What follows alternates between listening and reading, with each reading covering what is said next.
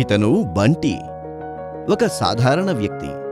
ఇతను ఆన్లైన్ కుంభకోణానికి బలి కాబోతూ ఉన్నాడు.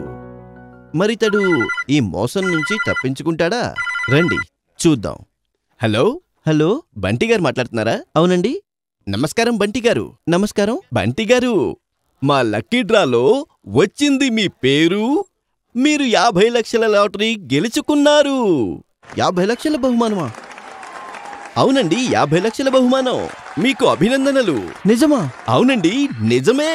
దీనికోసం మీరు మీ బ్యాంకు ఖాతా నంబర్ చెప్పాలి, అంతే. అప్పుడు మేము మీ ఖాతాలో మీరు గెలుచుకున్న మొత్తాన్ని బదిలీ చేయగలుగుతాం. బ్యాంక్ ఖాతా నంబరా? ఫోన్ కట్ చేయకండి, ఇప్పుడే ఇస్తున్నాను. ఏమోయ్, వింటున్నావా? చెప్పండి. మనకి 50 లక్షల లాటరీ తగిలింది. కాస్త బ్యాంకు పాస్బుక్ ఇలా తీసుకురా, నంబర్ చూసి చెప్పాలి. ఏంటి, 50 లక్షల లాటరీనా? అవును. అలాంటి తప్పు పొరపాటున కూడా చెయ్యకండి. నేను చెప్పే 4 మాటలు జాగ్రత్తగా గుర్తుంచుకోండి.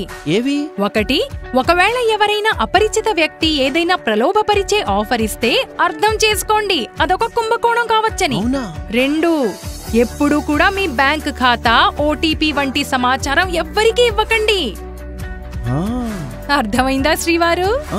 3, ఎల్లప్పుడూ మీ వ్యక్తిగత సమాచారం సురక్షితంగా ఉంచండి. అవునండి. ఇక 4వది, మోసగాళ్ల గురించి వెంటనే పోలీసులకు సమాచారం అందించండి.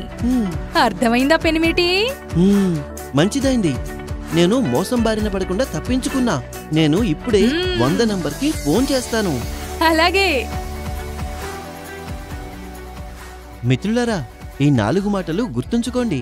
మోసగాళ్లు మోసం చేయకుండా ఉండేందుకు.